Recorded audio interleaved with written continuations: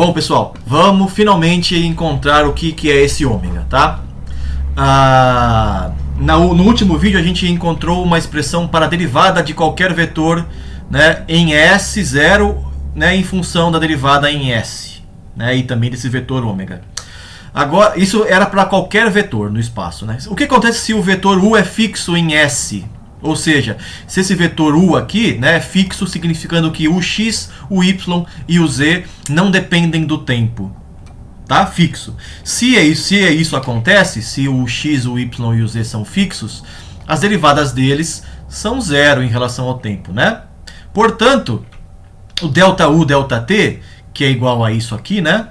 ΔU, ΔT, é a derivada de ux na direção x, etc, etc. Mas se essas derivadas são todas zero, a derivada que você observa em S é zero, né? Então, se o vetor U é fixo em S, então o ΔU, ΔT é zero. Derivada em S é zero. Portanto, né, a conclusão aqui a gente chega é que essa relação aqui, esse primeiro termo se cancela. A derivada de U em relação ao tempo é igual a simplesmente ômega vetor U para qualquer vetor fixo em S. Tudo bem? É uma observação de um caso particular, né, de vetores fixos. Em S, né? Veja que o vetor ser fixo em S não significa que ele está fixo em S0, porque S está girando, né? Então, mesmo que o vetor seja fixo em S0 ele está girando, né? E com uma derivada dada por essa expressão aqui. Um caso particular disso é o vetor E, que é paralelo ao eixo de rotação, né? Ele é um vetor fixo, é um vetor unitário que aponta sempre na direção do eixo de rotação. Tanto em S quanto em S0 ele é fixo.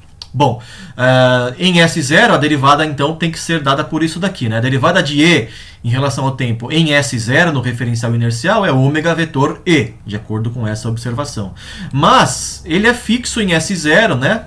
Portanto, ele tem que ser zero. Essa derivada tem que ser zero. Tudo bem? Tá? Então, a conclusão a que eu chego é que ômega vetor E tem que ser zero. Tá? Para o vetor apontando no eixo, apontando na direção do eixo de rotação. Tá? Agora, um vetor ter o produto vetorial zero com outro, significa que eles são paralelos entre si. Né? Ômega tem que ser paralelo à direção de rotação, e agora eu concluo então que, né, ele tem que ser igual ao seu próprio módulo na direção E. Veja que agora eu reduzi o problema um pouco mais, né? No começo, vocês vão se lembrar em 2 vídeos anteriores, que a gente tinha 3 vetores a serem determinados, né? Ômega 1, ômega 2 e ômega 3. Daí a gente concluiu em outro vídeo que, na verdade, eles são todos iguais, igual a um certo ômega, né? Que tem uma certa direção no espaço, que eu não sei qual é, em um módulo.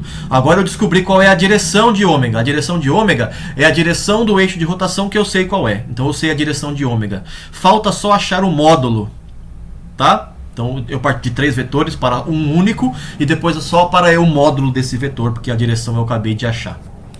Vamos achar então agora, finalmente, né, qual é o módulo de ômega para a gente escrever o vetor inteiro e o que ele significa. Eu vou usar essa última parte aqui do slide, essa figurinha aqui, tá? Que mostra um vetor U. Aqui tem um vetor U, tá? Ó, partindo da origem, indo até o ponto A, tá? E é um vetor de módulo constante, tá? Para a gente fazer as contas. Então, U é um vetor de módulo constante em S, né?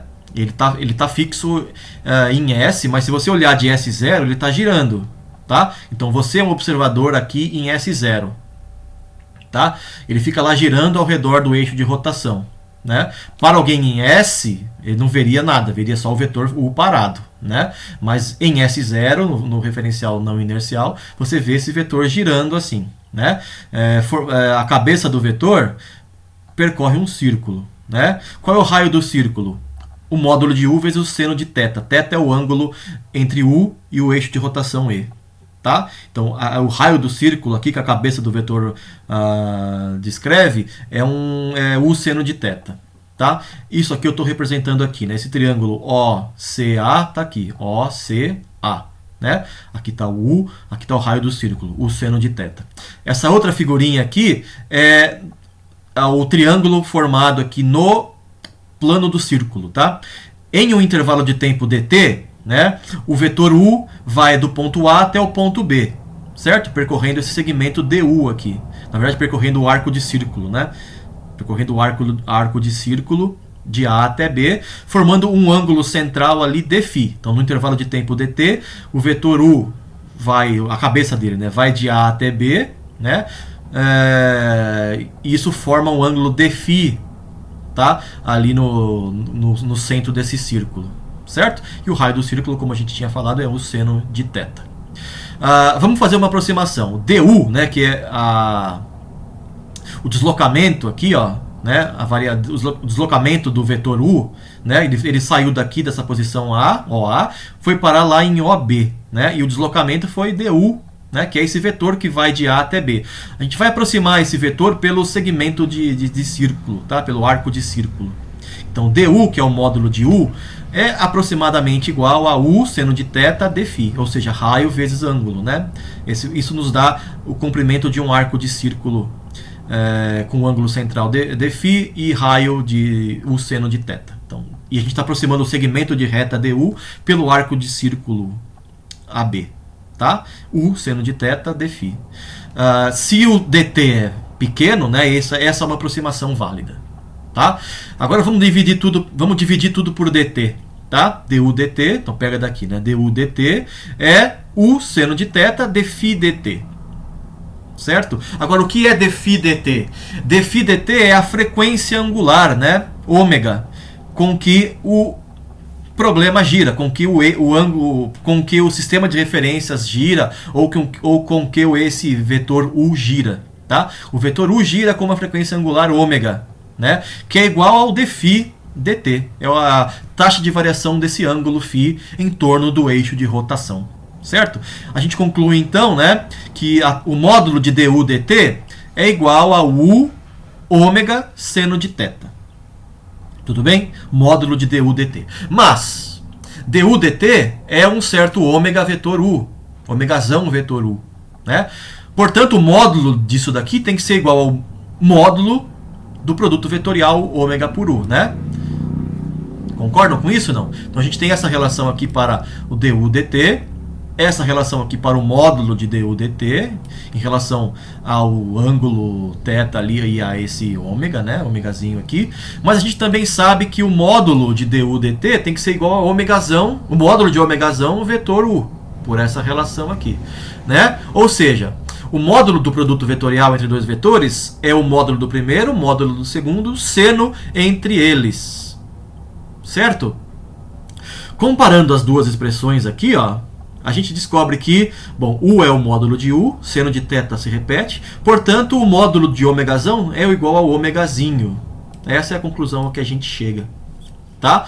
O que significa que o vetor ômega é o ômegazinho na direção do eixo de rotação. E realmente é isso, né? Porque o ângulo entre o eixo de rotação e u é θ, né? Como nos diz aqui o produto vetorial, o módulo dele. Tudo bem? A conclusão está aqui. A gente agora finalmente, né, encontrou a interpretação física para esse vetor ômega. Ômegazão, né, é um vetor que aponta na direção do eixo de rotação com módulo dado pela frequência angular. Tudo bem? Né? Aqui está o resumo de tudo que a gente viu nos últimos vídeos. Ó.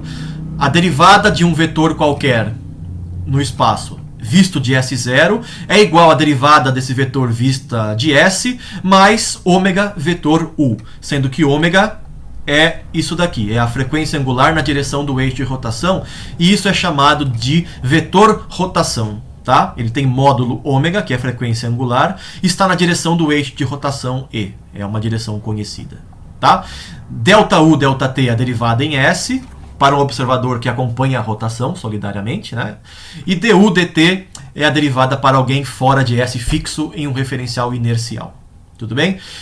A gente viu também que se U é constante, fixo em S, tá? Se você está em S e você vê U como fixo, então Δu, Δt é igual a zero, então esse primeiro termo é zero. Portanto, alguém em S veria a derivada de U simplesmente como ômega vetor U. Tudo bem? Vamos só fazer um teste aqui, ó, né? pensando em que o ômegazinho, que é a frequência angular, pode variar com o tempo, né? A taxa de rotação em torno do eixo de rotação pode ser que mude com o tempo, tá? Mais rápido, mais devagar, mude de sentido, né? Pode acontecer tudo, tá? Vamos calcular dômega dt para alguém que está em S0, no referencial inercial, né? Vamos usar essa relação F aqui para calcular. Veja, dômega, só trocar U por ômega, né? Dômega dt é igual ao delta ômega delta t mais ômega vetor ômega. Troca U por ômega aqui, você vai descobrir isso. Mas ômega vetor ômega é zero, porque o produto vetorial de dois vetores iguais ou paralelos é zero. Então isso aqui some.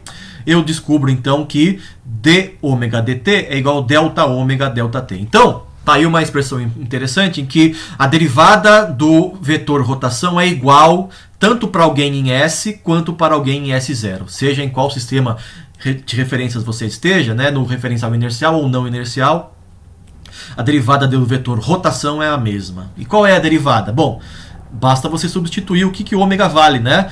Dômega dt é igual ao ômegazinho, que é a frequência angular, na direção E. Mas E é um vetor fixo, né? E é fixo no espaço, a direção do eixo de rotação é sempre a mesma, portanto, dômega dt é igual ao dômegazinho dt na direção E, e esse dômegazinho dt é a aceleração angular, tá bom? A gente vai usar isso daqui a pouco no próximo vídeo para calcular finalmente a velocidade e a aceleração de qualquer objeto em um referencial não inercial em rotação, tá bom? Então até daqui a pouco.